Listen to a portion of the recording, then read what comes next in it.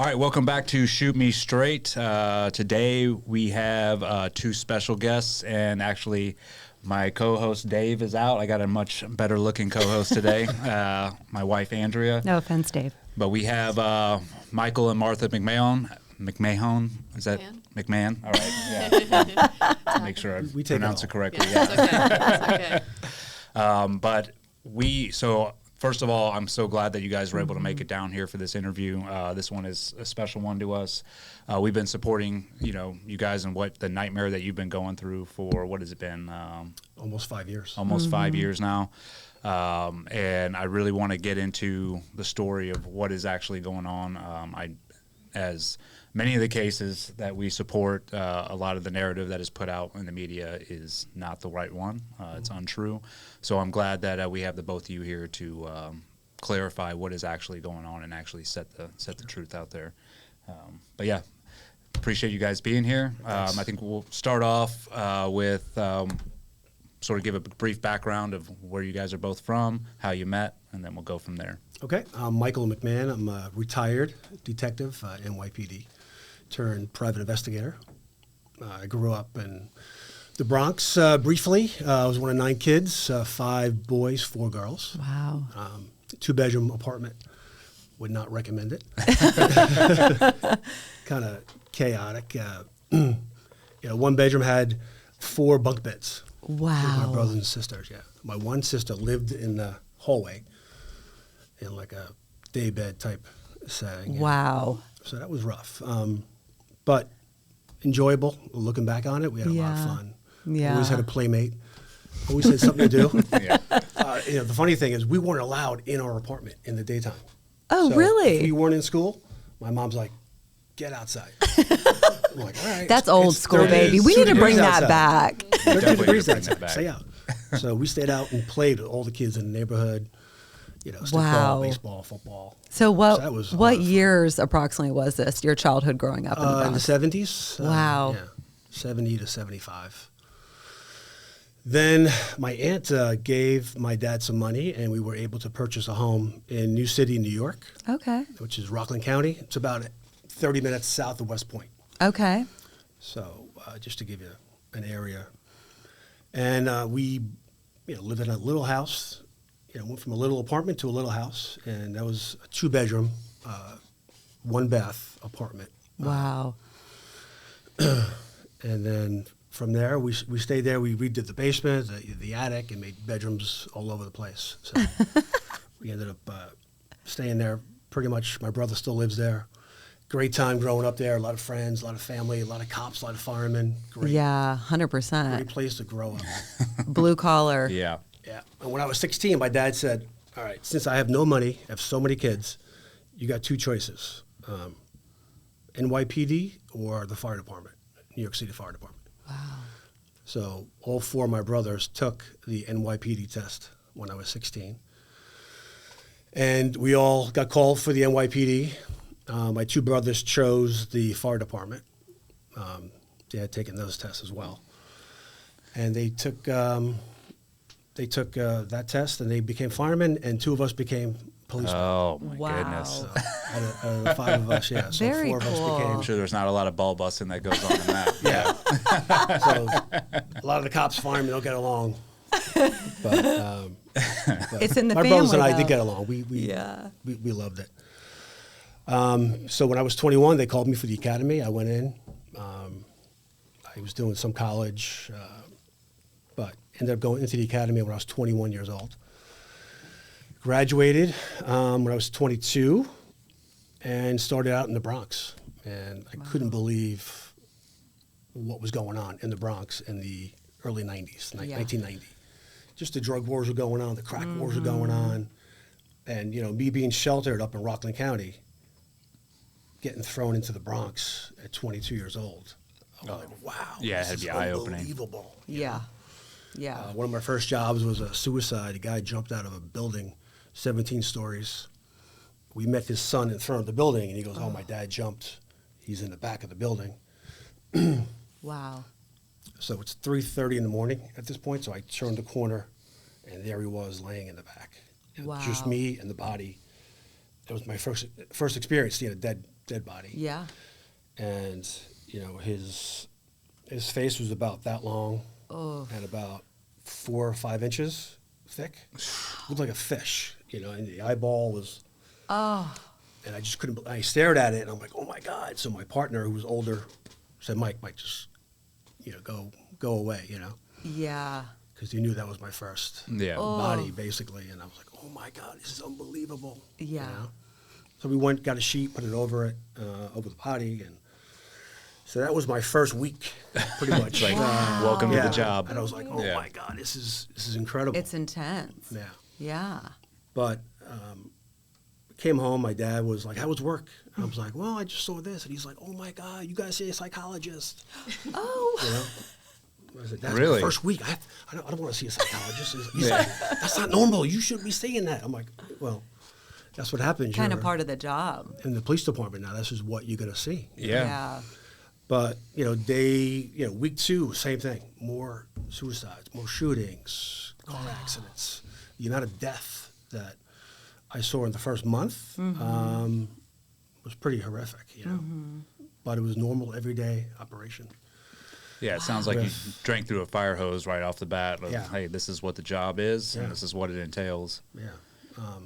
I liked it. I just couldn't believe I was doing it. Yeah. But I sort of got that rush. I'm sure, Eddie, you felt the same way going into combat. Yep. Getting that rush and like, oh my God, this is incredible. Yeah, because Yeah. you're dealing with such like catastrophic events. If the police are getting called, it's catastrophic typically. Yeah, and I feel like those catastrophic events, especially dealing with them right off the bat, sort of solidifies whether, hey, I'm going to stay doing this job or this isn't for me. Yeah. Right? That rush you get where it's like, yes, this is what I joined for pretty much, which most guys in my old community, if they get that rush and they're like, yes, I like this, then they're staying in. Yeah. And then the other guys, it's like, all right, maybe this isn't for me, and they leave. Yeah. Yeah.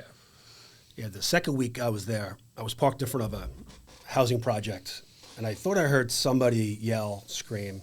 It was Thanksgiving morning. It was pretty quiet, so I heard like somebody yell in the distance. A call comes over. There was a jumper out of a building, and I said to my partner, I think I just heard the person who jumped yelling on the way down, or he's like, oh, wow, you know. So we get out of the car, we walk towards the courtyard where the calls were coming from, the 911 calls. And a guy from like the 3rd floor said, yo, officer, the lady is in the tree. The lady is in the tree. Oh my God. And the only tree was right next to me. Oh. So I look up, and there's a torso about 4 feet above my head. And she's got, you know, no legs, and her hair is Oh my down. gosh. You know, sort of like a Halloween, you know, scene where Yes. it's just like and she's breathing pretty heavily. And I said, what happened? What happened? Was my first thought. Yeah. You know, maybe she got pushed, or so she wasn't responding. And then that same guy from the 3rd floor says, her legs are in the alleyway. Now the alleyway was probably 20 feet away, and there was a chain link fence and then the alleyway. So what happened was she jumped off, she hit the chain link fence. No way. Her body flipped into the tree, and the legs went that way. You can't even think So- that's possible. And this is Thanksgiving morning. And I'm like, oh my God. So Wow. we call for additional units. My boss shows up. He says to me, Mike, go grab her legs.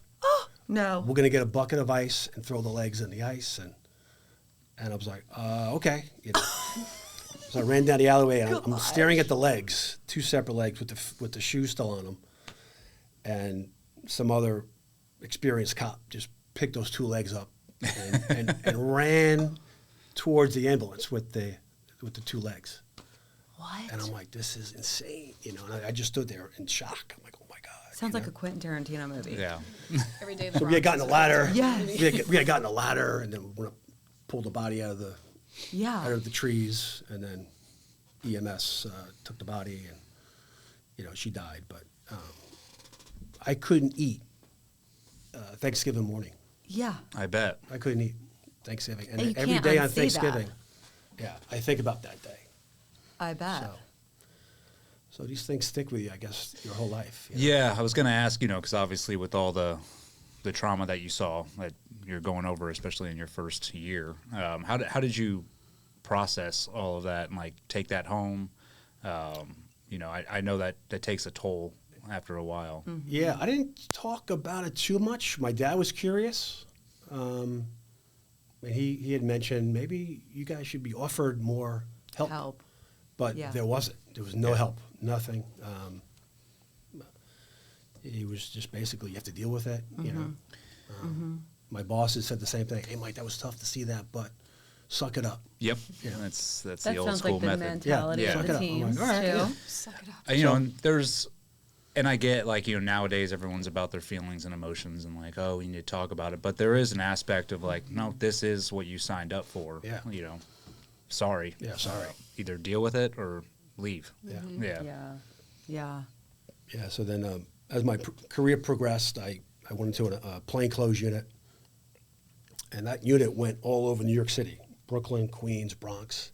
Anywhere there was a high rate of crime, let's say a recent bunch of shootings in one area that would flood. I was plainclothes, so they would flood the area with plainclothes cops, whether it be Queens, Brooklyn, Bronx. So we were assigned to clean up that area, so to speak. We would do extra car stops. We would do roadblocks, certain areas where there's a lot of drug activity. Is this when gang Giuliani activity. was? Yes. Okay, I yeah. This was like remember, the big cleanup, Yes. right? Okay. So one night we're in the Bronx at this really bad location, and we're sitting there. It's 3 o'clock in the afternoon, and I hear these 2 loud explosions go off. Thought they were like M80 sounding sounds. And then I look to my left, and there's people running all different directions, and we didn't know what it was. We thought something blew up. We had no idea. And then we see a guy run basically down the street. He had orange dreadlocks, and in his right hand, he had a .357 Magnum. The thing looked tremendous in this kid's hand. The kid was 15 years old. Wow. And he had this gun. He's running down the street, and he had just fired at somebody else in the Bronx. So my partner says to me, Mikey, get him, get him, get him. So I'm like, I'm not getting out of the car to chase this guy. You know, he's too close to us. You know, so I go, stay in the car. We have protection. Yeah. You know? And then I yelled out the window. I said, police, drop the gun. He turned over his left shoulder and just started firing at us with this Whoa. .357. So that loud explosion was the type of weapon it was. Yeah. Oh my gosh. And it was echoing off the mean, buildings, so it amplified the sound. And I was like, oh my God. It's a hand cannon. So yeah, it was a tremendous sound. So he fired at us. I ducked down below the dashboard, and I just take out my Glock. I just started firing like over the roof at this kid. I think I fired 9 times. My partner's firing as he's driving the car at this Wow. kid, and he stumbles, he falls down, and then he crawls between 2 parked cars, and now we don't see him. So Yeah. we position our car facing the sidewalk. He jumps out and fires another round at us, and then he gives up, hides under a car, and we get him. You know, Right. We find a second gun on him. He had a 9mm. My So here was this kid, 15, 16-year-old kid, gang member, 2 guns. We end up hitting him in his ass. He got shot in the ass. Wow. So Yeah, he was mad that we shot him in the ass. The old Forrest Gump wound. Yeah. Oh, yeah. I think he said something like, yo, motherfucker, you shot me in the ass. You know? Like, yeah, I'm like, you're lucky. Yeah. Yeah, You're you're lucky. lucky. That's all it was. Yeah. Like I was aiming for your head. Yeah, right. Yeah. And you got that tunnel vision, and that's all you saw. You Yeah. know, was this kid running down the street with this gun in his hand, and his orange hair, Yeah. dreadlocks. I can't even imagine the adrenaline that's Yeah. it in the was- middle of a city too, like Yeah. a busy, busy city Yeah. with people around. There was probably 200 people on the street. Wow. I had no idea. So we handcuffed this guy. I look around me, there's a supermarket right where he was, Wow. full of people. There was people on the street, there's cars going by. And I'm like, oh my God, did I just, risk everybody's life for this guy, And a one big by one, people were responsibility. driving into the precinct. Yo, man, you shot my car up. My car's got bullet holes in it. I'm like, okay, just park over here. We'll take a report, A van pulls up. There was 6 guys in it. One of the bullets that I fired went through the back window, right through the captain's chairs Wow. that these guys were sitting in out the front windshield, right down the middle of where these 6 guys were sitting. And I was like, oh my God, I'm so sorry, you know? Oh my God. So I said, just sit over here. We'll take a report from you. They were like, okay, all right, no problem. Just you the know, Bronx. they were in there drinking beer. Yeah. Yeah, Oh just my another day. Just a day in the Bronx, Bronx. drinking a beer, and so we got lucky. Nobody else was hit except for this one kid. That's amazing. Wow. His name was Noel Facey. I'll never forget his name. Wow. I mean, what happens if you, like, say that one of the stray bullets struck somebody? Would that, what do you think would happen then? We would be protected by the city. Mhm. We're taking police action where you're protected. Yeah. So we would be okay. They would Okay. sue the city, probably get a bunch of money. Get a settlement. Yeah, but we were safe, you know, from That's good. lawsuits and stuff like that. Yeah. I don't think, people realize those are the situations that you guys are put in on a daily basis. Yeah. And you're not, so like, veterans get a lot of, credit. They're like, oh, you guys go overseas and do all this stuff. But, I mean, you guys are dealing with it on a daily basis. You guys are coming home with it every night and having to, like you said, suck it up and then get Yeah. out there the next day. But then you're also held accountable, like you said, you're getting in gunfights in the middle of the street Yeah. with hundreds of people Civilians, around. right? Yeah, A I mean, lot of it's pressure. there's a Times lot of Square. pressure and stress. I Yeah. gotta tell them the Times Square Yeah. story before we move on. This is probably one of the things when we first So- met. We met in 1993. Yeah. So this was New Year's Eve. We weren't married yet. This was New Year's Eve of 1993, and he was already in the street crime unit, like busy, crazy stories, coming home, and he was always seemed to be fine. But this was the one night that on New Year's Eve of 1993 that he's like, I'm going to be on the news. He calls me. I'm going to be on the news. I'm fine, but I'm going to be on the news. Okay. And he was on the news. I did see what happened, but he should tell the story about how you ended up on the news. Wasn't the only time he was on the news, but was one of the most major times that you were on the news. Hey, what's up, guys? If you've been following me for a while, you know I'm a huge fan and supporter of Firecracker Farm.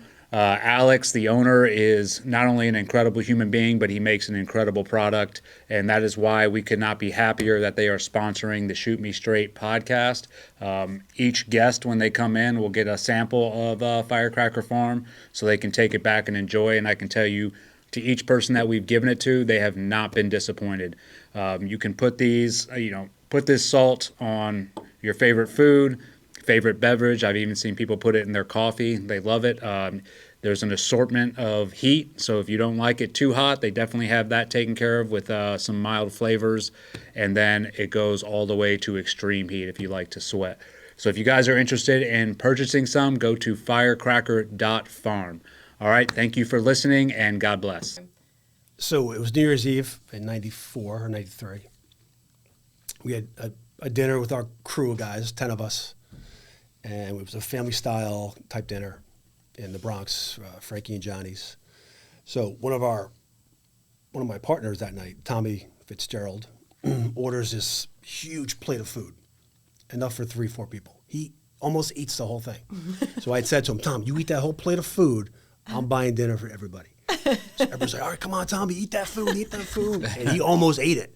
It would have been $1,000 out of my pocket, but It would have been worth it. it would have been worth it to see him finish this plate of food, mostly pasta, seafood. So he almost finished it. So 2 or 3 bites away from completion. So we get in the car, we drive from the Bronx to Manhattan. As we're getting there, Tom goes, I have to go to the bathroom so bad. We've got to go to the precinct. So the precinct was only a few blocks away.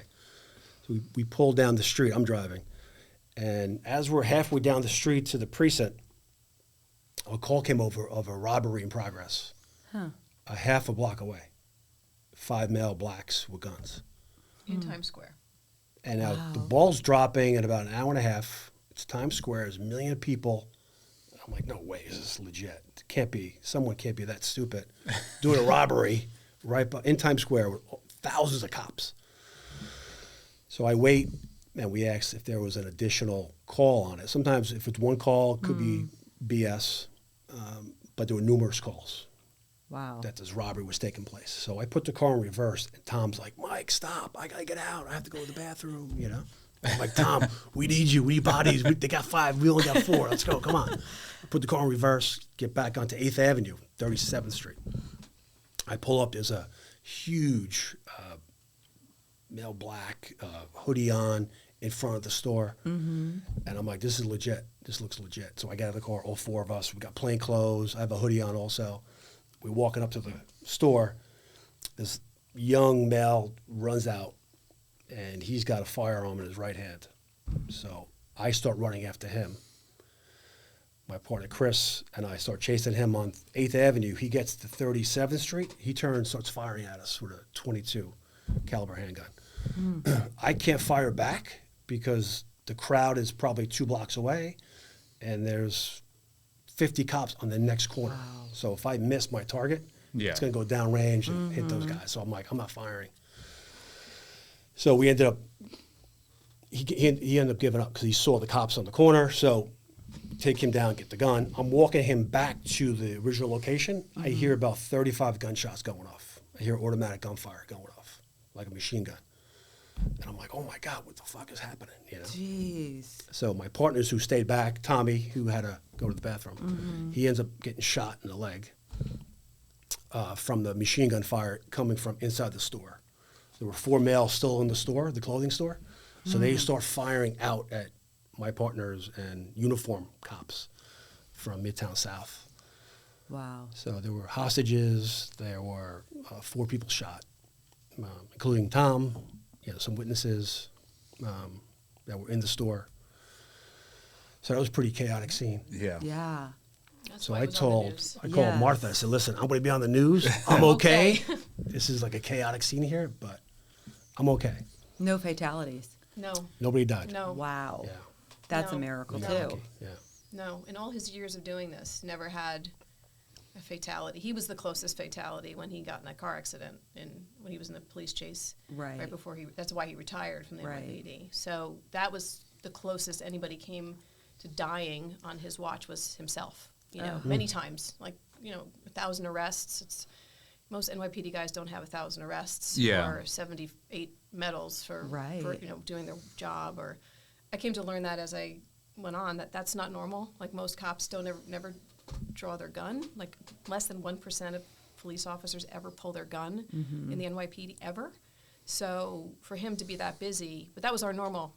That's what I was used to every single day was his busy life that he loved so much. And He I loved would say that holds true in the military too. Yeah. There's people that never don't right? deploy Right. or deploy and don't see combat, and so it's a mixed bag for sure. Yeah, and I mean, it sounds like you were exactly what a pipe hitter, like a go-getter. Yeah. Like, hey, I'm here for a reason. I want to go do the job. Put me in the worst spot each and every time, which I think, and it's the same with our community too. There's a group of people that are like that. They're like, yes, deploy me over and over and over. Send me to the worst spot. And then you have the other people who are like, I don't care. Like, either way, I'm just glad to be here. You know what I mean? So it sounds like you were the latter. Yeah, that was me. That was me. Put me in the fight. I wanted to work in the worst areas and in the ghetto, and I got it. Yeah. And then sometimes it's be careful what you wish for. Yeah. Exactly. So then you guys met in 93. 93. Okay. Yeah, 93. And I was on the soap opera As the World Turns when we met. I just went back to the show. I'd been off for a while. And we were engaged within 6 months, bought a house, less than a year of knowing each other. People thought we were probably crazy, but when you know, you know. And it just worked out well that I did what I loved, and I had this creative career, and he loved what he did. And everyone would say, aren't you so scared? I said, how can I be scared when he comes home telling me there's nothing to worry about, which wasn't true. But I just believed in his confidence and what he did, and he was good at what he did, and he had a passion for it, and it just worked. Like, we would go to the Emmys, go on the red carpet, and he said he would see some guys that he actually worked with, like some cops. They're like, what are you doing in that red carpet? Why are you on that side of the carpet? You're just supposed to be on this side. But it was just, it just worked. And again, to have 3 beautiful children, we've been married for over 30 years now, And Congratulations. Thank you. That's Thank you. huge. Thank you. Seriously, Thank you. guys. Thank you. Especially And in your those kids are those beautiful. professions. Thank you. Oh, It's yeah. like, Oh gosh. A lot of Yeah. divorce. Yes. Yes, a lot of Yes. divorce, a lot of, you talk about communication. He would tell me stories. But he would say things like when he was in that shooting, I think you got the combat cross for that shooting that he was talking about, and they would take them to the hospital to check their heart rate, make sure they were okay, and like his heart rate was normal, and he told me that was good, meaning he was processing it well in his mind, as he was able to separate the two from the job. He didn't take the job home with him, which was good for our life in general, but also he would share when he needed to share, when he felt like something was really intense, or but then when he got in that bad car accident that was again on the news, when he was chasing a perp who had 19 prior felonies, who had broken both of his girlfriend's eye sockets and said he was going to kill a cop, and they chased the guy, and that's how he ended his career. He hit a telephone pole 50 miles an hour and during a police chase, and that was on the news, and I saw that when I was at this TV studio in Brooklyn. It was on the news at noon. My gosh. Didn't say his name, didn't know who it was, but immediately your brain starts going, what is going on? And that was one of the biggest wake-up calls, because when he said, if they come to pick you up, I'm probably dead. If the NYPD comes, that's not good, And I guess they were calling the house to come get me, and you heard someone on the phone saying they were going to pick me up, and he was yelling in the hospital, "Tell her I'm alive, tell her I'm alive, tell her I'm alive," So, but your brother came to pick me up, and he came to pick me up and took me to Jacobi Medical Center in the Bronx, NYPD lining the hallways. It was a showing of support that I have never seen in person. I've heard about it, but when you see it and they take care of you, and your brother was on NYPD at the time in the Bronx as well, so they assigned his brother to help me, and then his career was over, which was devastating to him. Devastating, because he loved what he did. Yeah. So that was an adjustment, because then he was, at the time, a sergeant in the Bronx. He was in charge of 40 public and private schools, keeping kids safe. He was really loving what he was doing. So when that happened, that was life-changing for not obviously him first, to go, now what do I do? And I was working huge transition. And he didn't want to retire. Yeah. He didn't want to retire, but he had a broken hip, and he had part of bone in his neck, and he was, it was a very close call. I think that, his decision to retire was more from the NYPD side. Like, they didn't want him to be a risk to himself and others. Yeah, you'd be a liability at that Yes. point. Yeah, it was tough. It was really, really hard for him. So, but I was working full time, so it was good for the family, because the kids had him home every day, and he was coaching, and he was building a house. We were, he found his role in life, but he was missing it. He was missing that part, and I was like, why don't you try being a private investigator? Because you're using the skill, you're using that part of your brain, and we had friends who were defense attorneys, and that's how his PI career started, 2000, I don't know, 6 or 7, and just slowly kind of went into it. And he started doing really well, and everybody was hiring him. These defense attorneys were hiring him as the go-to guy. He was working on high-profile cases, and he, I think you can talk a little bit about how we're even here today, and how that turned into something that I never thought would happen. But he was really enjoying what he was doing finally. I saw that passion again in his eyes. Well, he's got that purpose back of and that's huge for us, right? Yes. Transitioning into public life, so to speak. Yeah, After 100%. The military or police, or So how many years were you in the police force before that happened? I was there almost 15 years. Okay. Yeah. So it was tough when I retired. I loved it. I loved the police, and I'm like, oh my God, what am I going to do? Yeah. I mean, you kind of went in as a kid. You grew up in the police force, and it's definitely, I can totally see that having an incident like that takes that away from you, very unplanned, has got to be a difficult thing. So how did you deal with that? Well, I got into the building business. I built 2 homes, but it wasn't fulfilling for me. I'm like, this is not what I like to do. Didn't strike the same chord I was as like, no, this is boring. your life I on the want, line every I want some day. action. Yeah. Not Need happening to get there. that rush. Yeah. No rush. No rush. I would be in the car with my wife. And I'm like, oh, that'd be a great car stop. Oh, Yeah. that'd Yes. be a great car stop. That's Like, a great car stop. Stop that car. we're in New Jersey. You're like, you can't do that. You know, you're retired. You can't. You know. I'm like, okay. Oh, but I would see when we would go out with our friends, and he would tell his cop stories, which they loved. Yes, and of the other course. soap opera actors, they all loved his cop stories. Like, but I could see that spark in his eyes when he would tell the stories about his time on the police department, and that was missing. And I thought that being a PI does similar things. Yeah. And now you're working for the defense most of the time, which is interesting. Now you're kind of on the other side. So the defense attorneys really liked working with him because he had a different point of view of the crime and the Super criminal. valuable. Yes. He did a lot of pro bono work. He worked on cases where people couldn't afford to have an attorney or afford a PI. He would just do it because he felt like the person was innocent and he wanted to help. So he felt that service role again. But then, so you can kind of start what happened in 16. Yeah, so I got a routine call to do background checks to locate a person who had stolen millions of dollars from a company in China. Okay. No big deal. I've done hundreds of these cases before. This one was no different, except for he was Chinese and it was millions of dollars. So I took the case. You got called from a New York. I was called from Business. a New York-based business in Queens to do the case. Okay. I met with the clients. Everything seemed legitimate. I hired 2 NYPD detectives to help me out. We did surveillance for 5 days, 1 day in 2016, 4 days in 2017. Did background checks and surveillance. No different than any other case I've ever worked on. Simple stuff. Did those things. 4 years later, FBI comes to my front door. Boom, boom, boom on my front door. So I wake up, my dog's barking, my wife gets up, and I'm looking through the glass and I see about 6 guys in flak jackets at my front door.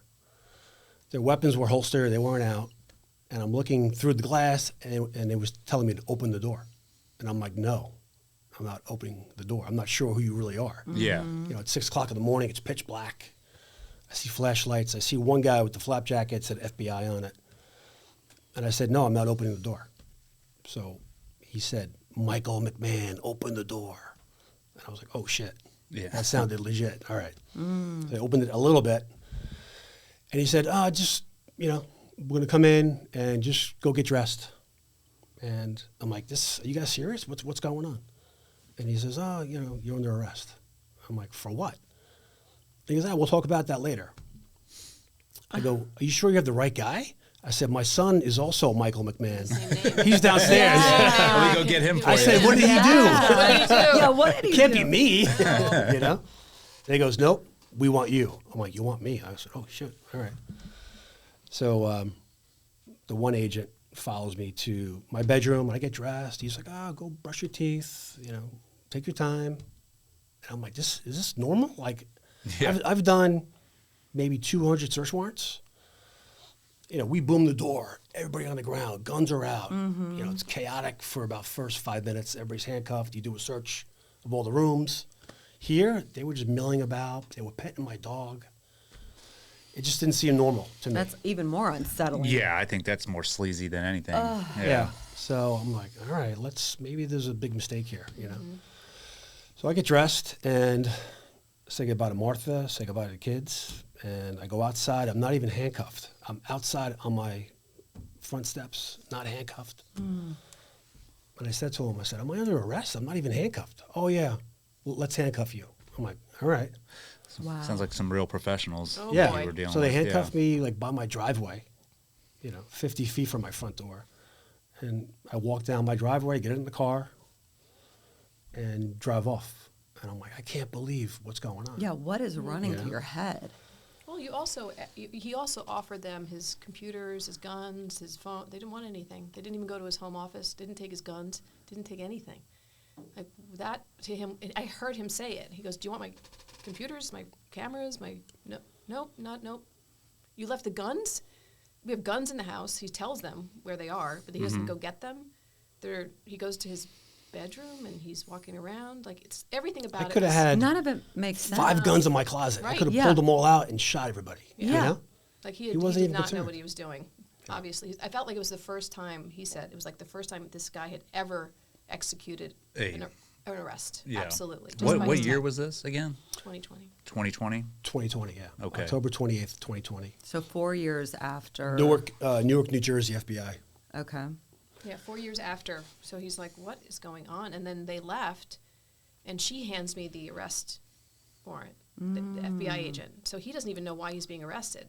you know? Wow. So she's talking to me in the living room, and I'm like, what is this about? And she said, oh, it had something to do with foreign China, him working for China. I literally laughed. I was like, what do you, no, that cannot be possible.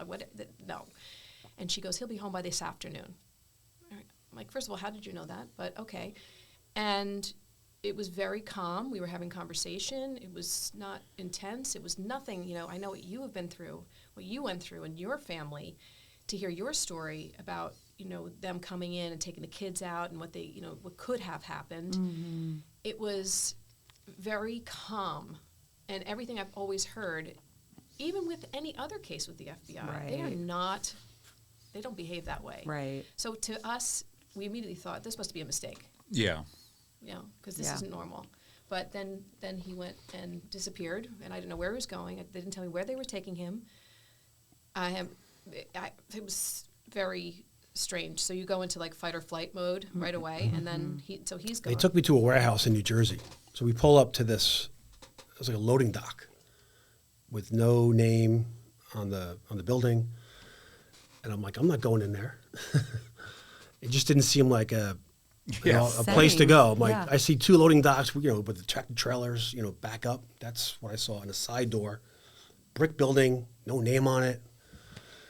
And then, we walk inside, and it was like an office, like cubicles, and it was something totally different. Than So it sounds like a place that they had set up station at, and were running some kind, whatever investigation out of.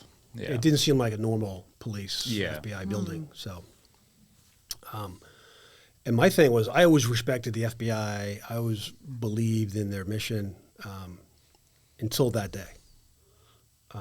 I wanted to speak to them, tell them my side of the story. I waived my waived my right to an attorney, which I tell everybody not to. But I want to help. I'm like, listen, if there's bad people in this country, right, I want to help you guys. I want to get them today. So I'll speak to you and tell you everything I know so we can get these guys. Mm-hmm.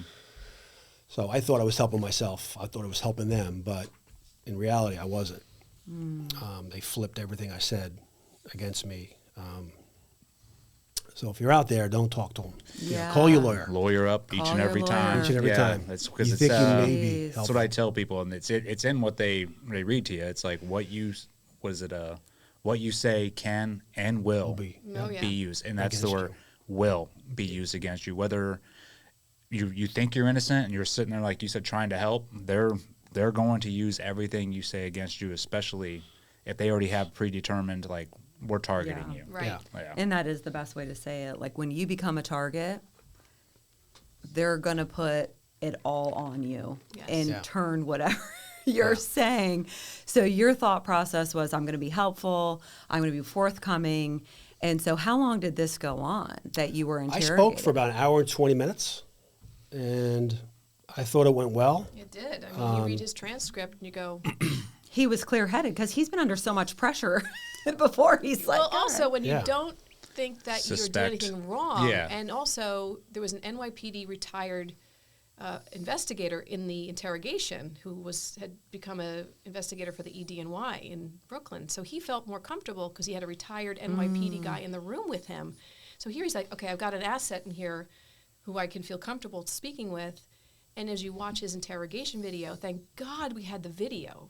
We'll talk about that in a little bit, but the fact that we had the video of his interrogation where he clearly is putting the pieces together, he remembers so many details about this case, and you can see him say the word, I was hired for a civil matter, for like 15 times until the end, and he puts it together. And then, of course, at trial, they used 2 minutes of that interrogation, and we were not allowed to put in the rest at trial. So you see him learning, you see him trying to help, you see him remembering things that I cannot believe that he remembered 4 years later. But because he wasn't under duress. If he was under duress, he probably wouldn't remember as much. But he wanted to help, and he was really willing to, and they were actually very nice to you and very, cordial. And then when he got outside, after he finished his interrogation, they finally handed him the criminal complaint. And he read it, and he goes, what the what is this? I don't know what this is. What is this? Tell your supervisor that I don't know what you're talking. I have no idea. There's things about California in there. It was filled with total. Stalking was one of the charges, which they never told me until they gave me the complaint. And I read it. I'm like, stalking? Are you kidding me? What is this? Like who were you stalking, or who were you they were saying you were stalking? The Chinese couple that we were hired to surveil and do background checks. They said we stalked them. We, like me and the other Chinese people, other Chinese operatives that he doesn't even know he was working with. So confused. We had a lot of questions, and I'm like, this is not who I am. This is not true. There's a lot of false information in this complaint. Whoever wrote it, signed it, lied. Yep. And this is not accurate. So where did the complaint originate from? Who did? It originated from Red Bank, New Jersey, FBI office, Okay. which is like a satellite office of Newark, New Jersey. And I know people in that office. I used to work with them in the NYPD. So I'm like, how would they even let this go on? Yeah. I know people there. So why, when they reach out to these two NYPD guys I used to work with that are assigned to that office? They never spoke to them in 4 years. They never spoke to the other two NYPD guys he worked with on the case. Never spoke to them. He spoke to 2 federal agents about this case in 2016. FBI never spoke to them. But they spoke to Chinese agents, criminals, for 4 years. Really? Yes. Building this Yes. false Building this case narrative. against him. Building Yeah. this case against him. You got to wonder why. Yeah. Yes. The whole why. Well, I think they threw it together very quickly in October 28th, 2020. I think that there was a lot of buyer's remorse with China at the end of October of 2020 because a certain virus had surfaced in our country. And the United States had been doing a cooperative with China for years, sending back criminals who were here, who had committed crimes in China. And we had a cooperative agreement. We'll send them back. We don't have extradition treaty, but we have a cooperative. It's been going on for years, for like 14 years. And this guy he was hired to follow and his wife were fugitives from China, have alleged embezzled money. Sounds familiar, like, oh, he stole money.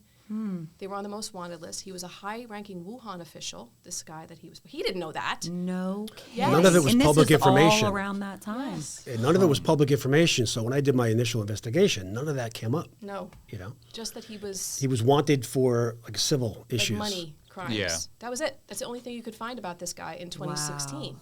But So then when we start his arrest, I go into investigative mode going, who are these people? Well, come to find out, not only is he here illegally and his wife are here fraudulently still, probably to this day, he was a high-ranking Wuhan official who fled here in 2010 accused of embezzlement, bribery, and all these crimes.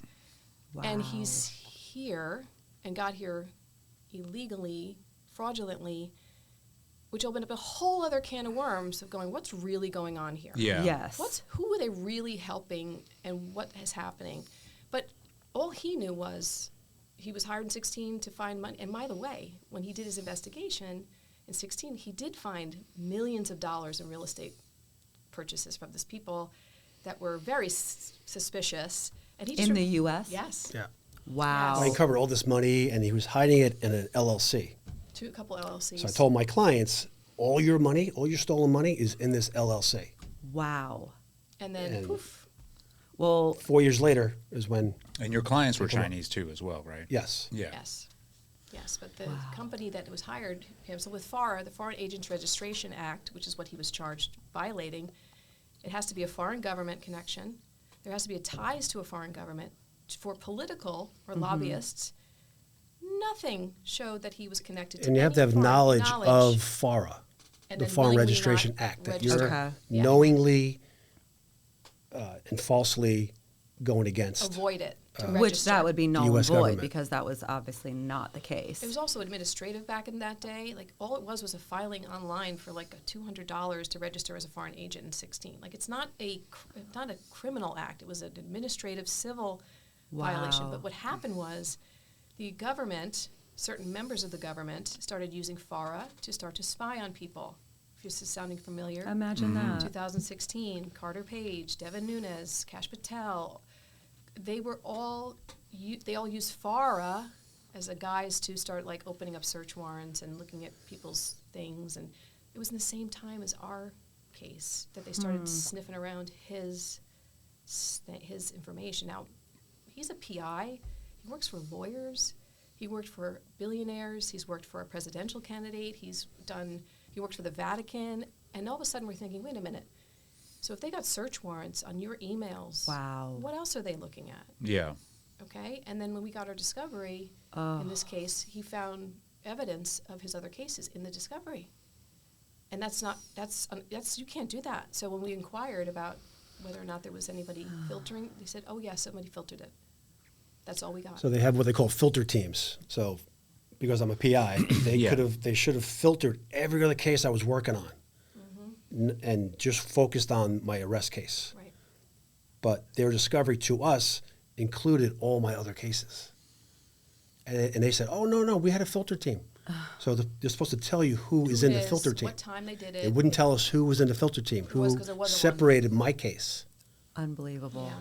Bunch of liars. Oh, Yes. the lying. The corruption. Oh, it's shocking. I mean, Yeah.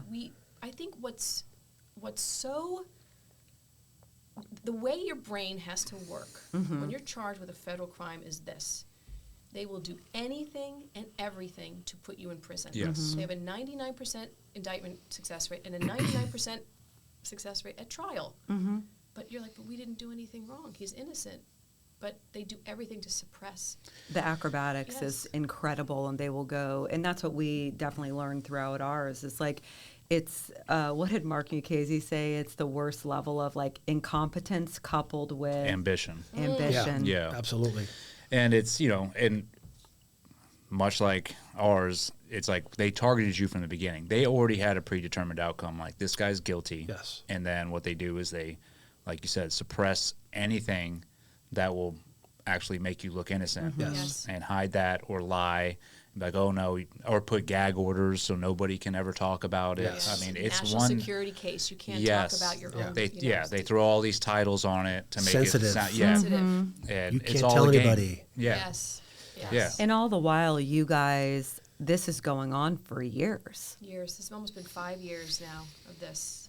And when you decide to fight back, you got to have a few $1 million in the bank and a heart of steel. Yeah. Because you have to be as calculated as them, Yeah. which is not how we're wired, but you become very, very Yes. much about taking care of your own. Yeah. You know. Yeah. You know what I'm talking about. You will go through fire and flames. You mess with my family. We're taking this all the way across the finish line. I don't care how long it takes, how much money it costs. Well, and Because- you have the truth on your side. And the Yes. saddest part is when you see behind this curtain, and we always say this, we saw behind a curtain we never knew existed. And very similar to you guys, you had a history of your belief in law enforcement, your devotion to service, and then your belief even in the FBI. And then when that is removed and you're like, this is a clown show. It is. They're Yeah. making all this up Yeah. as they go. And I think for us too, it went on for years for us as well. And just the level of stamina that you have to wake up every day and fight the good fight. And I mean, literally, we had people just vanish out of our Yes, lives. us too. And it was like very telling. And it was like the crucible of going through. How did you guys cope? And I know for us, our faith just absolutely girded and protected. And I mean, I had verbal messages from God like, this isn't just about you. And so there is, I think, a level of our service to the community and the fear that if they can do this to us, they can do it to everybody else if we don't fight. How did you feel, or what went on in your heads? I think the first thing for me is Yeah, go ahead. I'm Catholic. I went to church maybe once a month, once every 2 months. So the first Sunday after my case, Martha said, "We have to go back to church. Got to go back. That's our foundation right there." And I said, "Okay, let's go." And he sat there, and I sat there. I almost had a couple of panic attacks in the church, but thank goodness my Aunt Patty, the saint, who was like, she's literally a walking saint. She's in the back row. She's a nurse. I said, well, if I pass out, at least my aunt will be here to resuscitate me. But I don't really want to pass out at church. But really handing it over. And I talked about your story when you said full surrender. Going back to your cell and going, this is bigger than me. And God picked you to do this, which is that, and saying thank you in the Catholic faith, to say, you gave me this much responsibility. You must really think I'm worthy of your choice. And I kind of tried to tell him, to embrace that. It's so hard. It is, so and hard. I didn't come to that decision right away. Obviously, I had been locked up for at least a couple months at that point, and I imagine I was feeling the same way I imagine you did, trying to get over that feeling of betrayal. Of dude, I had a complete belief in the system that I worked for. I would have given anything for you guys, or I did give a lot. And then to have them completely flip and target you and turn on you, and then also scare everybody else away, nobody can help you, you're done. That is a lot to take on, especially after all the work that you had put in already. I mean, we already went over what a go-getter you were. I mean, you were invested 100%.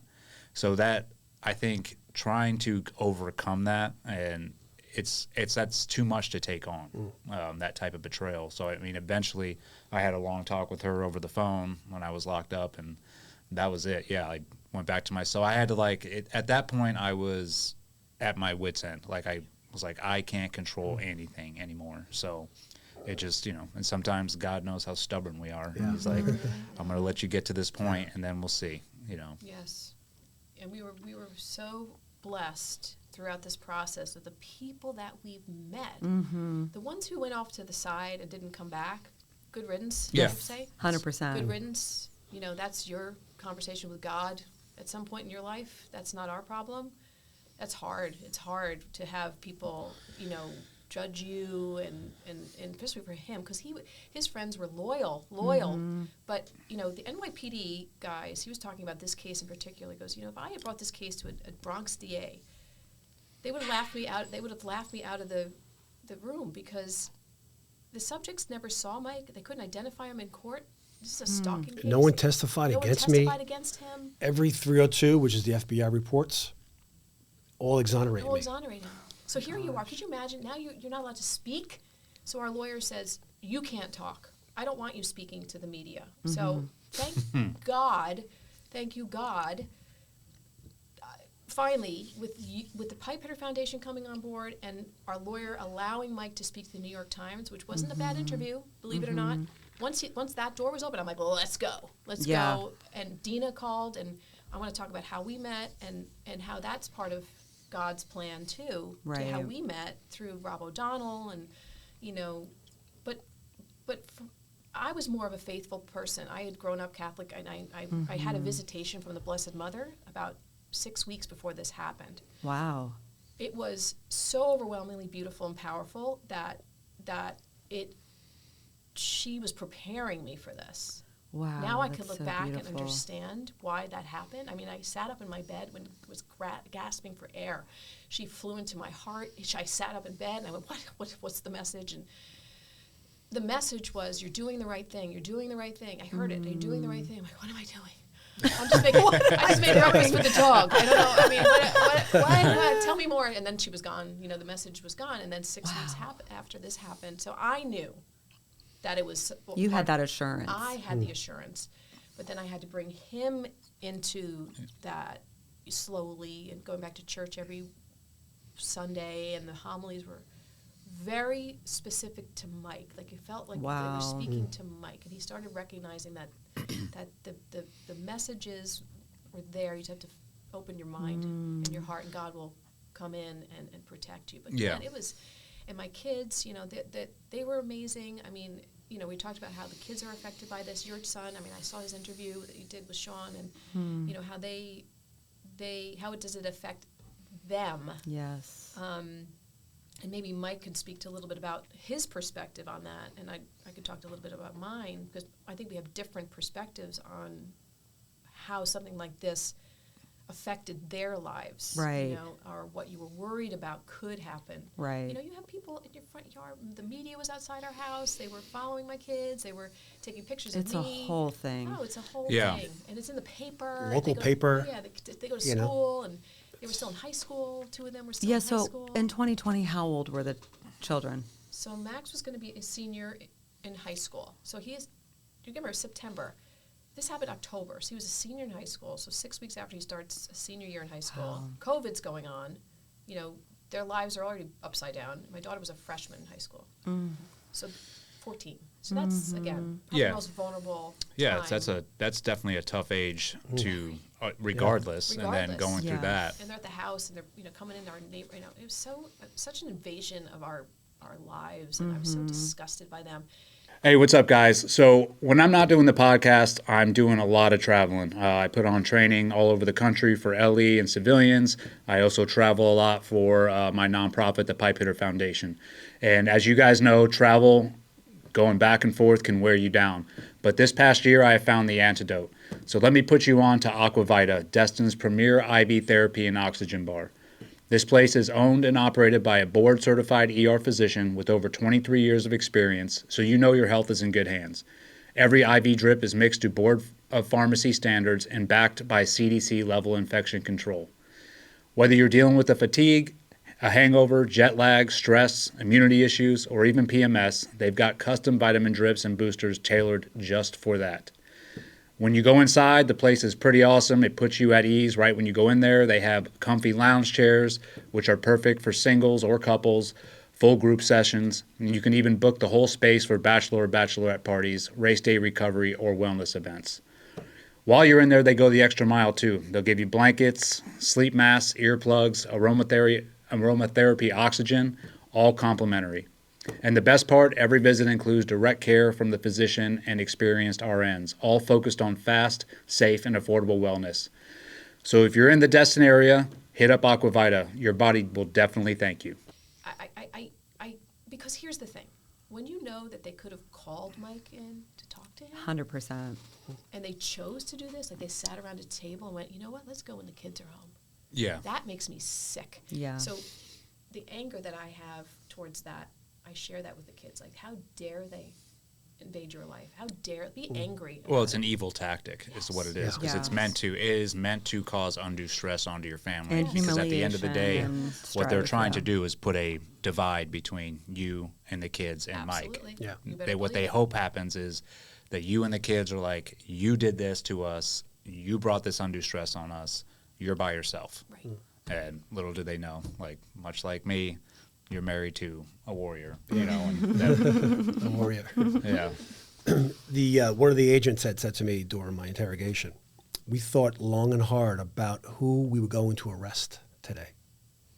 So Wow. I was like, you guys had a choice on this? This wasn't something that was predetermined? You guys thought about who you were going to arrest today? And he sort of like didn't say anything else after that. So they thought about it, Oh, yeah. not locking me Yeah. up, I The think. only reason I think they did, my theory is this. I got a lot of theories. But is that after his arrest, about 3 months later, we got a letter that we had search warrants on all of our information. So I think the FBI says, you know what, he's going to find out in like 3 months that we were like looking at all his stuff since 2017, and we were looking at all his emails and his this and that. Let's arrest him. He'll take a plea deal. It'll be over, you know, and we can move on with our lives. I think that was Wow. part of it. Chalk it up as a win for us. Yeah, because he was going to find out anyway. If he found out 3 months after that, all hell would have broken loose with him. And he would have called a lawyer and said, what are you talking about? How did you get search warrants? So they had to kind of come up with something. And a lot of private investigators were involved in these Chinese Operation Fox Hunt cases from 2016. There's plenty of evidence of that. Far more egregious, going on people's properties, taking pictures. None of them were arrested. There were about 6 cases after mine. None Not of them were one arrested. was Yeah, I arrested. I was the only one. Only one. Because he's not a firm, he's a single guy. So he kind of checked a lot of boxes. He checked the NYPD box, he checked the private investigator box. He's a sole proprietor, so we don't have to worry about taking down all these big investigative firms. Because guess who works at these investigative firms? Retired FBI agents work at these investigative firms in New York.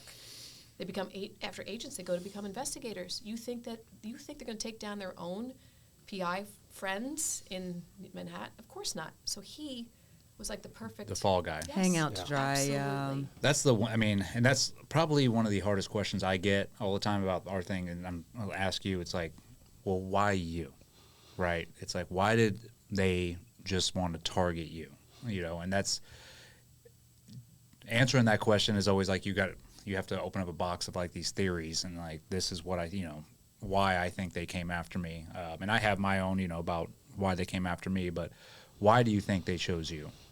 I think the biggest reason, I was a single proprietor. I didn't have a lot of employees. I don't think I checked their boxes, but I did work on some pretty high-profile cases before this case. One case in particular involved a former U.S. attorney. He represented a guy who was charged with killing an FBI informant. So that lawyer hired me to do a background to reinvestigate the whole case. That lawyer ended up getting arrested for murder that I worked for. Wow. He's now serving six life terms in Colorado, kidding. the Supermax prison in Colorado, yeah. So he hired me to look at one of his cases. His lawyer. His actually his lawyer. own case, yeah. Yeah. So this guy was on his 4th appeal. He was never getting out of prison. Mike gets hired on this case. He's like, this is really interesting. Post-conviction appeal. Post-conviction appeal. And you can see why, if an FBI informant is murdered on the FBI's watch, terrible for them. One of the worst things you could possibly have happen as an FBI agent is have one of your informants killed. And that was involved in this case. So he gets hired he's a CGA investigator, which means he's paid by the government because this guy can't afford a lawyer anymore. So he's being paid by the government to do this investigation, which is even weirder, right? You're like, why would they be mad? He's just doing his job. But the Newark FBI field office is where this case came out of, the same place. So when the guy came to arrest him at our door, Mike goes, are you here about this Paul Bergman case? He goes, no, but I know you from that case. It's not the first time you've been on my board. Wow. In our foyer, he says this. So That's so very when I'm telling. in the car handcuffed, I said, you mentioned that Paul Bergman case. And he said, oh, the case agent is my office mate. was my office mate. So I said, wow, am I here because of that, Yeah. Yeah. That's as the answer. retaliation because I worked on that case. So I think that could that was a be huge an part issue. of it. Yeah, We I think filed so. prosecutorial misconduct motions Yeah. against the lawyers and prosecutors and Yeah, and that FBI was agents. denied by the judge, which like everything else was. We didn't win one motion in our case. We didn't win one. We didn't get one ruling in four and a half years. She didn't give us one ruling in our favor. Not one. That sounds familiar. Yeah. Too familiar. Until the prosecutors got caught spying, and then it was red-handed, and then the judge had to have a change of heart and be like, okay, now Slap on the wrist, slap basically. on the wrist to them. Right. Yeah, and Yeah, that's slap that's on the all it wrist. was at the end of the day. Yeah. Is Yeah. They got a slap on the wrist, Nothing and they're happens like, to them, right? keep going. yeah, nothing happens to them. Yeah. Yeah. So at what point did you guys, because you're obviously good friends with Rob O'Donnell, who's a board member on the Pipe Hitter Foundation, at what point did you guys realize you maybe needed more help in this chaotic circumstance? What year was that we connected? 21? I think it was late 21. Okay. You heard I saw Rob O'Donnell on an interview on a podcast or on a something. podcast or Twitter, and I'm like, this guy's awesome. He's amazing, great speaker, and he's giving facts. I'm like, this guy's awesome. Let's reach out to him. Well, and follow see if him he'll on help Twitter. us. Yeah, I followed him on Twitter. It was just I would mine Twitter for people like China, anything to China. But he said, follow Rob. And I did. And then I sent him this article. ProPublica had done an article about fox hunt, this Chinese, and I sent it to Rob. Well, he tweeted it immediately. We're like, oh my gosh, it's out in the world. It had a lot of information about Mike's case in there. Anyway, and he was the first person we even looked into or yes, wanted to get help from. And he immediately got back to us. That's amazing. And then Barry Morgenstein, who's the photographer. Oh, Yes, yeah, Barry. I love Barry. Yeah, I know Barry since I was 15 because he used to be the photographer for As the World Turns for the soap opera I was on. I did tons of covers with him. He goes, you have to reach out to the Pipe Hitter Foundation. That's how he said. So I reached out, I sent an email, and then I didn't hear back. And then I found out Rob was on the board. And then I told Rob that we had submitted our names. And he reached out, and Rob is one of our guardian angels. You know, you have your guardian angels in these situations. Oh, yeah. And he was 100%, no Yes. apologies. This guy's innocent. Got us involved. And then when Dina called me, to me, that phone call when Dina called me and said, you guys were going to help us was like, you can't put it into words. When the entire world thinks that your husband is a Chinese spy, the media is I can't even start to talk about how bad the media is and how connected they are to the government. That's a whole other element. That, Podcast on that. So you're like, who's ever going to believe us? How are we ever going to listen? You got to have at least $1 million to $2 million somewhere if you want to fight these cases. We didn't have that. You know, we were doing fine, but we're like, how are we ever going to pay? How are we ever going to be able to fight this to the end? You just need that little ray of hope. Yeah. And that's what you all did for us. Yeah, the Pipe Hitter Foundation was a blessing for us. It really was. You guys, because of you guys, it kept us going. Yep. Like I wanted to think about taking a plea. Yeah. Because we had no money left. Yeah, we're going to say we're not going to And spend. Martha had said, we have to fight this. We have Yeah. to fight. Good for you. I just didn't want Yeah. to sell our house. Like to me, I felt the kids had already Gone gone through through so much. This was our sanctuary under one roof, fighting this together. And I'm like, we're gonna have to sell our house. Like, you know, we've done well in our lives, but at the same time, I'm like, okay, if we have to do that, we'll do that. My mother lives with me. She's in her 80s. You know, I've got kids. To me, I was so anything I could do just to keep that roof over our heads was paramount because I knew how important that was, not just for that moment, but for the future. Yes. I mean, we're in our 50s. We go, plus my mother, again, living with us, taking care of her, and all these they had no consistency in their lives other than our home. So I would do anything just to, you know, and I was trying and reaching out. And then when you came in and just gave us that hope, I can't, I mean, who was that for you? Who was that for you? Bernie Carrick. Bernie.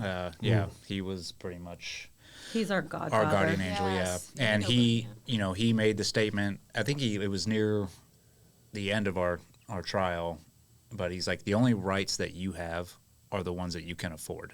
And that's the It's sad true. reality. Yeah. I think people have this misconception of like when you get put in a situation like this, like, okay, you're going to go to trial and that's where it's going to be sorted out. And it's like, no, it gets sorted out way before you get to trial by the media, by the government. They stack everything against you. They do everything in their power to put a narrative out there so that people already have a predetermined outcome of who you are and what you're accused of. Yes. And that is where you need good lawyers who are not afraid to stand up to the judge when they're making wrong calls, stand up to the prosecution when they're trying to pull their devious tactics. And I can tell you, like, from our experience, I had a couple lawyers before I hired my actual legal team, and I got firsthand, I mean, I picked up on so it right corrupt. away. I mean, I was calling her from a prison cell after my first little motions hearing, and not that I knew anything about the legal system or how any of that worked, but I just got this feeling. I was like, these guys aren't doing what's in my best interest, it seems like, and they're not prepared. And it's because they worked for another nonprofit, right? And it wasn't until we fired them, and that's a whole other story of, you know, we caught them extorting us, and they were threatening to leave me in prison for longer if we didn't pay them money. But then bringing on an actual superstar legal team, which, you know, we couldn't have afforded without. There's a bunch of organizations that were, like, one being the Navy SEAL Fund. They raised a bunch of money for us to pay for legal bills, and that's when we knew it's like you can't win these cases without money. Right. It's just it's not possible. No. And I think what people don't understand, because we've obviously brought up the bad actors within the FBI, the media, in particular, there was bad actors that was this corrupt nonprofit had promised us that he was going to be defended for free and that they were going to raise money on our behalf. And in the background, this United American Patriots was actually overrun by these lawyers that came in, and it was just kind of a little scheme. And so they took on these cases. They're ambulance chasers. They were very corrupt. They were unprepared. But then they would, I mean, honestly, the goal was to keep him in jail as long as they could to continue to raise funds. Yes. And so when we brought Bernie in, he was a strategic advisor. So he was our Rob O'Donnell, which God bless Bernie. But it's interesting, right, because there is so much nuance in our case. There's so much in your case. And so I think that what's hard for people to understand, it's not one thing that got you here. It's 1,000 little points of light that basically cultivated this catastrophic event in your life. And obviously, from something that you took on as a regular run-of-the-mill civil case in 2016, getting your home raided in 2020, and then let's fast forward to now. You guys have been fighting that whole time since 2020. You ended up going to trial, Mike, and tell us about that. So I went to trial. I had no idea what this process would have, the effect it had on me and my family. The stress level was probably level 10. Just hearing the government's version again in front of a jury. I'm like, there's no way they're going to believe the government, because none of it, as they say, it never happened. But, you know, hearing the opening statements from the government was gut-wrenching. Yeah. Just lies upon lies. And you want to yell, you want to scream and say, that's not true. Tell the truth, tell the truth. And the jurors are all listening to the prosecution, and they're all shaking their heads, you know, agreeing with them. And I'm like, oh my God. So then my lawyer went, and he was fantastic, Larry Lussberg. He went up and gave a great speech, you know, disproving the government's version. And at times I looked over and I see the jurors, like some of them are sleeping. And I'm like, oh my You're God. kidding. They're nodding. And every day. One of them slept for half an hour. I timed it. Jeez. So you're like, what if they missed something? This is our justice system. And they weren't taking notes. When they went back to deliberate, they didn't ask one question. No readbacks, nothing. And this is your life on the line. Yeah. They're sleeping and they're laughing. And that's the crazy. I mean, because I remember, you know, going through our trial, and what you realize once you're in there and it's like game time and you're like, here we go. It's no longer. It's not about the truth. It's about theatrics and who can like hold the jury's, you know, attention captive and get them to pay attention. And, you know, and that's really what I saw what it came down to, which is sick, because you're like, you should just state the facts. Like, here it is, but it's no longer about that once you get in there. And you're just hoping and praying that the jury members see through the prosecution's BS somehow. But let's even make it simpler than that. The alleged victims couldn't recognize him. This is a stalking case. Do you know who that is? No. I stood up. My lawyer had me stand up. And my lawyer said to each witness, 3 of them, do you recognize this person? Each and every one of them said no. No. They never But yet saw again, him. I'm charged with stalking them. They charged him 18 months after he did this work on this case in 2017. 18 months later, someone put a threatening note on the guy's door, go back to China and pay your money back or something. They charged Mike with that. Oh, come on. They're saying I provided the address to the CCP. It was public. It was The address public information. public. If you Google this guy's name, his addresses all come up. Wow. So they got away with that. And the things that they did, I mean, the lying to the judge, the jury, these people they have a problem. They have a problem because it's all about, you said, career building. You want to build your career on the backs of my family? Yeah. On what? And win at all costs. Oh, and win Yeah. at all costs. Yeah. It win at all costs. So we fought it, and then when he was found guilty, he was found not guilty of the major charge, which was conspiracy to violate FARA, because there was no foreign government connection to this case. But he was found guilty of violating FARA. That's another thing. And interstate stalking. It's like, this is What a stretch. I never left New Jersey. how can you Yeah. be So interstate? interstate is multiple states. Mm-hmm. But you can't be charged federally just for stalking. It has to be interstate for it to be a federal crime. Oh, so what they wow. said was he aided and abetted someone who was in another state by that guy calling Mike, Gosh. Yeah. who is his client. What a stretch. Oh, they're Big stretched. stretch. Well, it's like, yeah, they throw spaghetti at the wall, and They they're like, do. something is going to stick here. Like, even how ridiculous it is. Yeah. So he They was- said I witnessed a meeting at a mall in New Jersey. I was never at a mall in New Jersey during my case. Never, and they knew that. The FBI knew that. But they since continued that lie from the complaint all the way through the trial. And sentencing. Wow. They still continue to lie about that until sentencing. At sentencing, they're still talking about it when they know so I'm in the hall. So the case agent, who never testified in this case, by the way, which is probably unprecedented, he's in the hallway, and I say, as loud as can be in the hallway, the meeting at the mall never happened. I said it to his face twice. The meeting at the mall never happened. He looked at me like, oh boy, here she is again with the big mouth.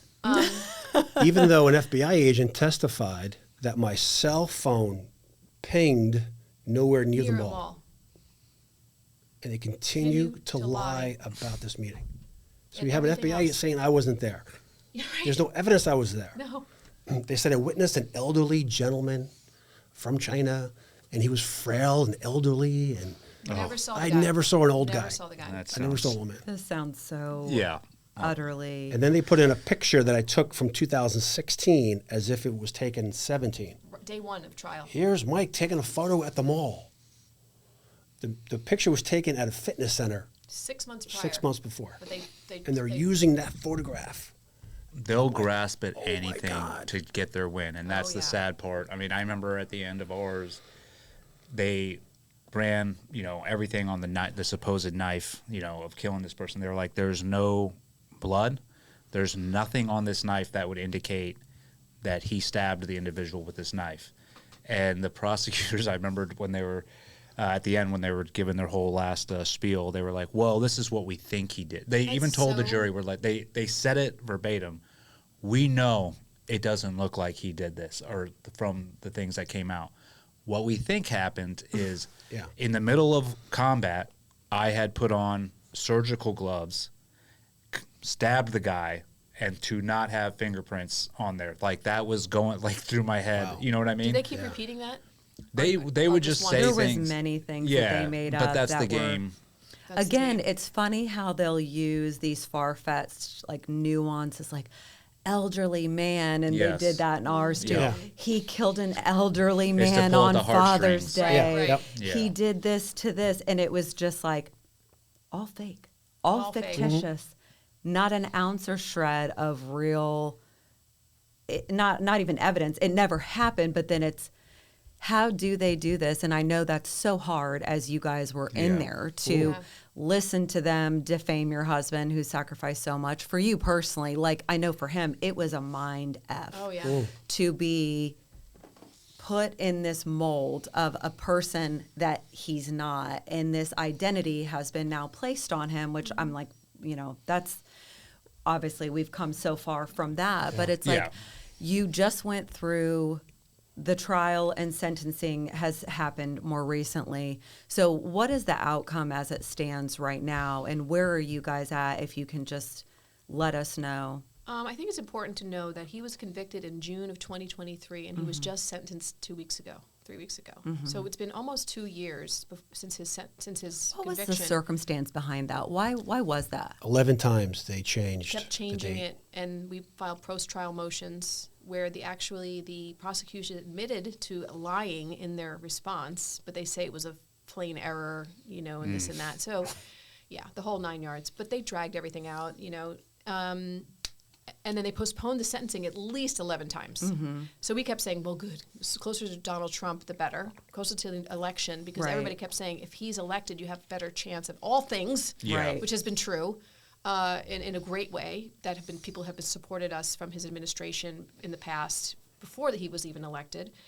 So when we went to sentencing, the alleged victims asked for no restitution and no jail time for Mike. They asked for 6.5 years, the prosecution, and then a Wow. $50,000 fine, because that was the number on the Pipe Hitter Foundation that you guys had raised for us. So she picked $50,000 as our fine.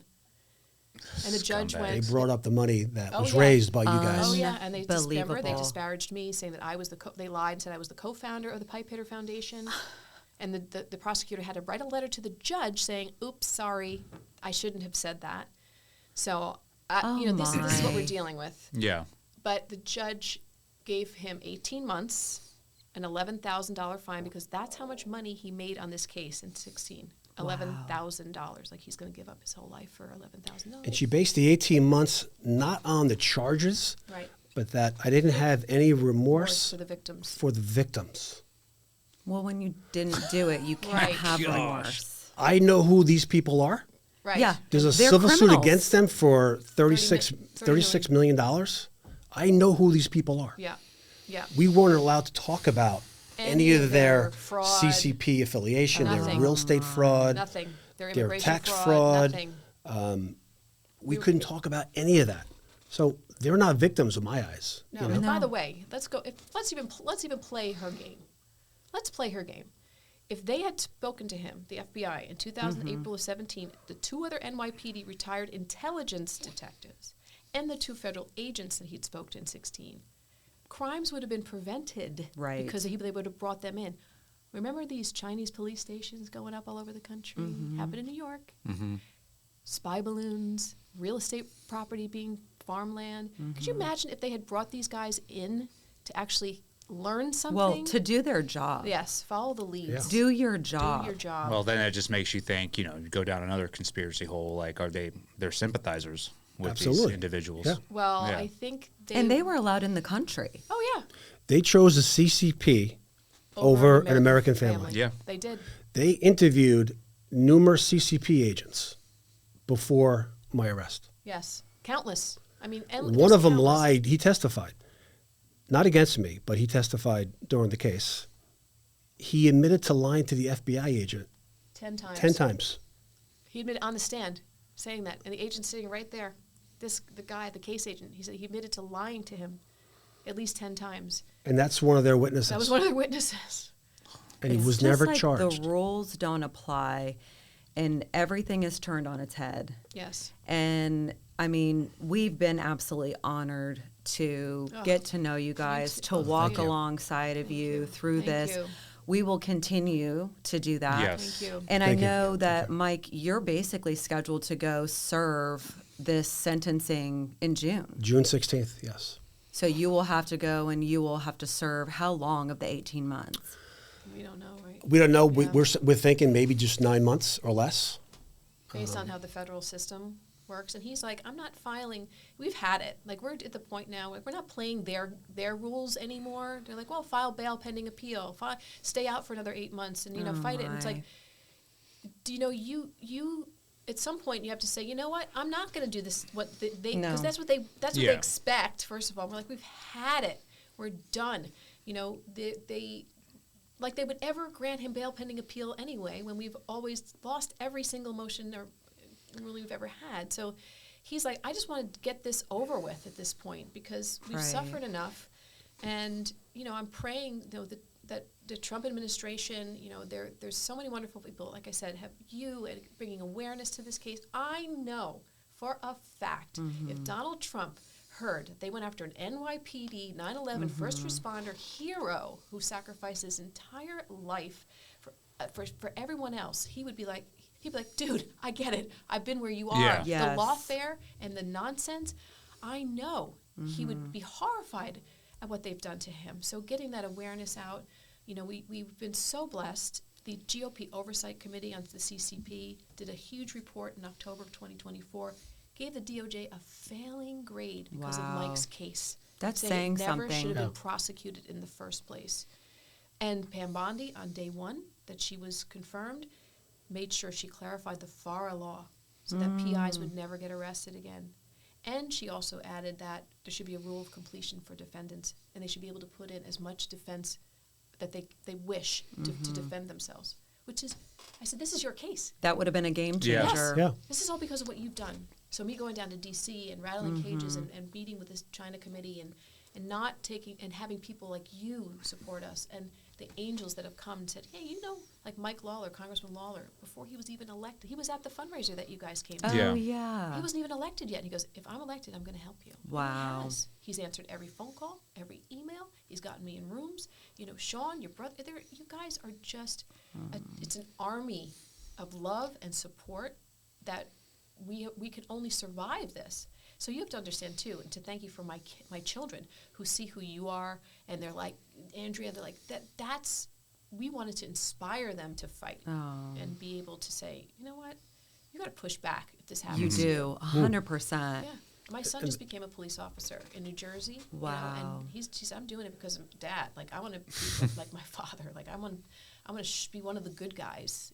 For him to do that after what he's been through, what he saw in that courtroom, what they did to his father. Mm-hmm. Well, that says a lot about your character and the way you handle yourself through that Thank whole you. thing, Yeah. and that you inspired your son to follow in the footsteps. Yeah, thank you. And we had a similar situation. Yeah. Yeah, you did. Yeah. And they said to me last week, all three of them, we are so proud of you for Yes. fighting. Yes. And Wow. It just, my heart went. Yeah.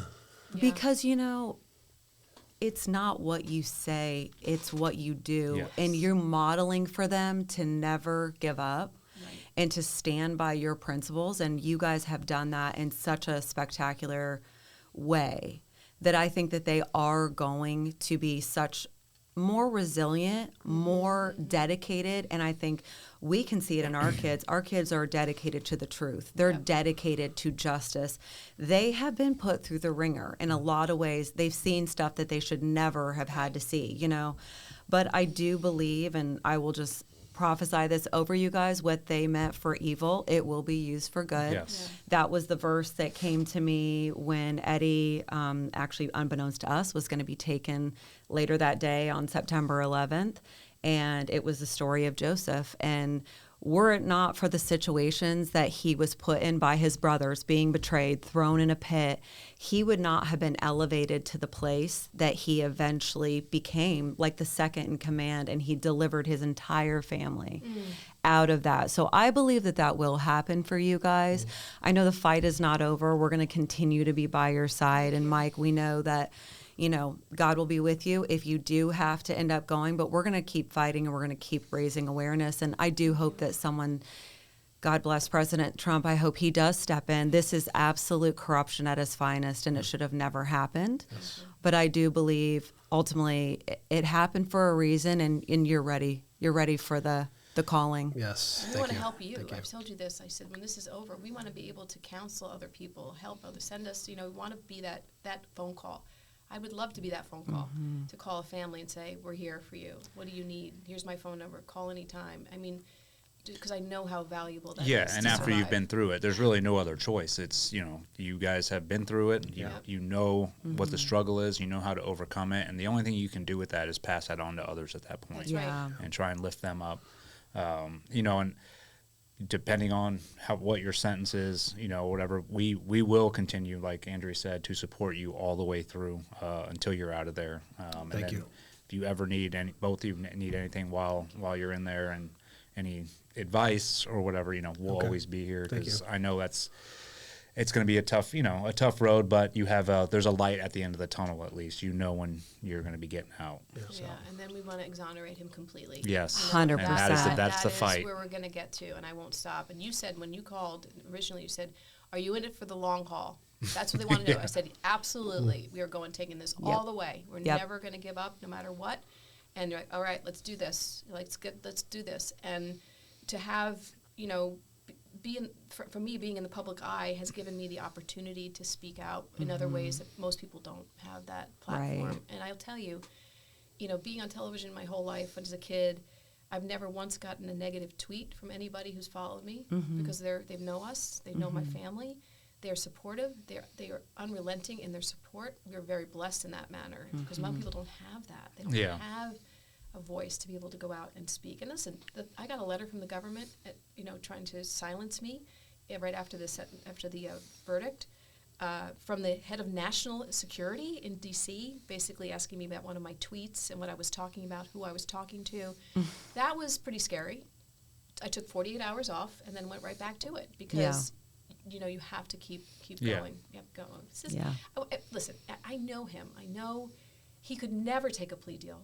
He would be a dead man walking if he did that. I know he would, because those people would go on with their lives and never care about you, never think about it. But he would never be able to live with that. Yeah. And it's not easy. It's No. not easy to do And that. I commend you guys for that, because I think that's what the Pipe Hitter Foundation is all about. It is for the people that are in it for the long haul, because there is a lot of people that obviously don't choose to fight, and it's very hard for us to support, because it's like the goal of it is to fight until the end. Even when there's an adverse outcome, it's like we're going to still continue to fight, and we will be there. So we've been super proud of you guys. Thank you. Beyond. Very Yeah. proud. Thank you. Yeah. He's amazing. I mean, You're amazing. No, listen, I put it this way. They couldn't find anything he'd ever done wrong in his life. They went through every single possible. They went through our bank records for 10 years. I said, 10 years of banking records. 10 years of our banking records. There was some really bored seeing that we ate out Chinese food a lot. Kids sports. We didn't do anything really interesting, but They went back to my high school.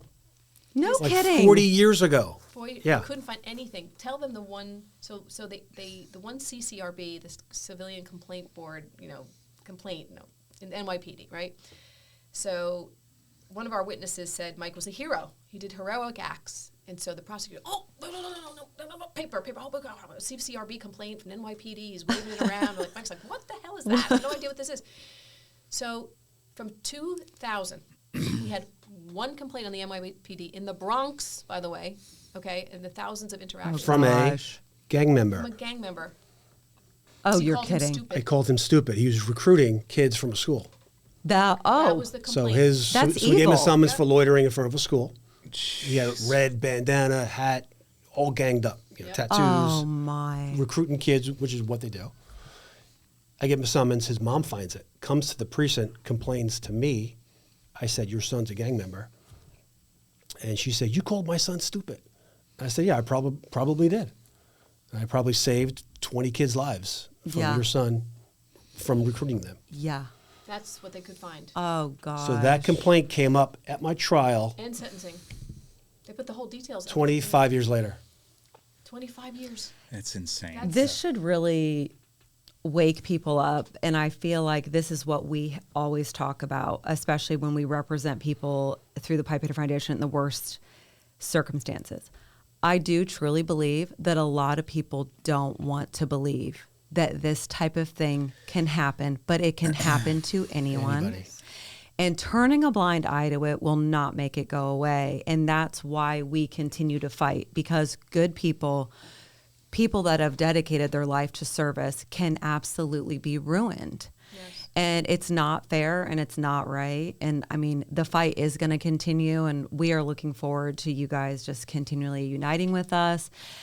Because you're unfortunately part of a very unwitting club now Yes. Yep. that Yes. we've been a part of. But I will tell you, we consider it an absolute honor and a blessing that God called us to what we personally went through, and that now that we've been able to be, getting to know people like you makes it worth it, because we do understand the ludicrous nature of some of this stuff. It does make you a little bit, you could lose heart.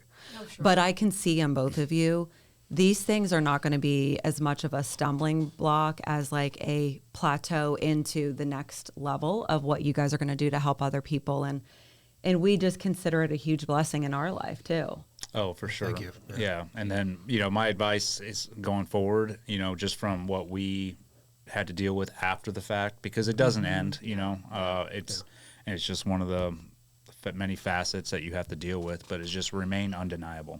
Like, you've already proven to everybody who you are, what your character is. The fact that they had to reach back to your high school days to try and find something says everything about you, because it's like, you're a good man. Right. You're a good man that signed up to protect and serve others. Keep remaining that good man. I mean, you will become undeniable, and then people will start to see like, because it is hard for people to understand what you've been through. And I used to get, angry about it. Like, how can you not see this? But they can't, because until you're thrust into that situation, like their belief in, you know, the government and everybody, like they just don't do this to anybody. And it's like, yes, they do. And unless you've been through it, like you have no clue. But you can't really get angry at those people because they don't. We didn't know. We were in that same position before we got thrust into it. And so that's the one thing, and I tell other individuals that we help, you know, through. I'm like, just remain undeniable. Yes. And you will get through this. This pain will serve you well someday. And then the fact that the judge was so upset that he didn't have remorse or for the victims, someone said, don't say anything because you don't. Not that you don't have remorse for whatever they claim happened, but stay truth to what you did. You did nothing to facilitate any harm to these people on any level whatsoever. And keep saying that you're telling the truth. Keep talking about it because that's something they cannot stand. I mean, thankfully, there's a new weaponization of the government now going to be opening up investigations. Ed Martin's going to be in charge of that now and like looking more into these cases, which is wonderful. So there's going to be more awareness about these cases and bringing them to light, and there needs to be some accountability. And what I think people need to understand is, like, how can they lie? How can they falsify evidence? They have immunity. You're like, what do you mean they have immunity? They can say anything they want. And they will. And they will. And they don't get charged with anything. But I always make the analogy. So if you're a child, we have kids. So if you told your son, you can go steal that candy bar and no one will ever know, would they steal it? Would your kids steal it? I hope not. I hope not, but you never know. We got some squirrely ones. On their mood that day. That's how I see the prosecutors going. Yeah. Like, you know what? I don't care because nothing's going to happen to me anyway. Yeah. But, that's true. But you ever see those little kids? They're like, they put a marshmallow and they say, don't eat the marshmallow. Whatever you do, don't eat that marshmallow. Right? And they leave the room and the kids are staring at it because they have a conscience. Yes. And a child has a conscience. These people don't have a conscience. Yeah. Like, I'll get away with it. They've lost it. Right now. What's happening right now with the FBI, and they're exposing them and what they've done. I filed an OPR complaint against the case agent in this case immediately after the sentencing. Good for you. Detailed about all the lies that he told and what he did and how he put us in danger as American citizens over the CCP. And if they don't open an investigation into this guy and fire him, then I'm hoping, because he should be investigated and he should be held accountable. May or might happen, but I did my part. Right. That's all I can say, is that I immediately documented and said, the reason why I waited to do this is because the retaliation that I have received and my family has received based on this case was something I wanted to wait. It's egregious. Until it was over. Now that the sentencing is over and the case is technically over, I filed a few other ones too. And it went right to the top.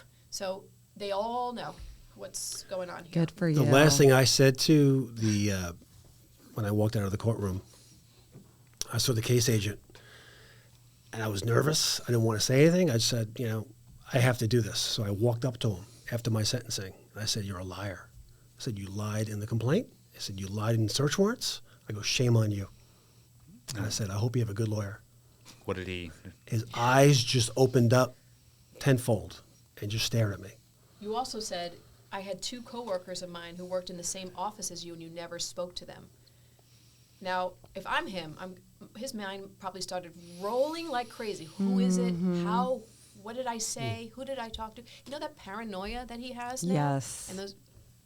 How's that feel? Yeah. How's it feel now? Oh, he earned it. Oh, yeah. Yeah. But it felt so good to get that off my chest, to confront him And that is the call him truth. out. Yeah. He is a liar. He is a liar. He's a liar. When you speak the truth, it's like, and that's all you guys can keep doing. Yes. And that's all that we'll keep doing. Thank you. And we are just so thankful that you guys were able to come today. Thank you for having us. This has been Yeah. Thank you so much. Well, Incredible. and then for the listeners out there, as you guys are, you know, obviously listening to the story, and I imagine you're as frustrated as we are, you know, hearing it. If you want to continue to support you guys, pipehitter.foundation.org, you can go on. We have your whole case right there, and then you can donate or help out in any way that you can, because And just know the fight's not over. I want people to know who've donated to thank every single one of you, every one of the That's Piper right. Foundation supporters. We couldn't have gotten through this without you. It goes, you know,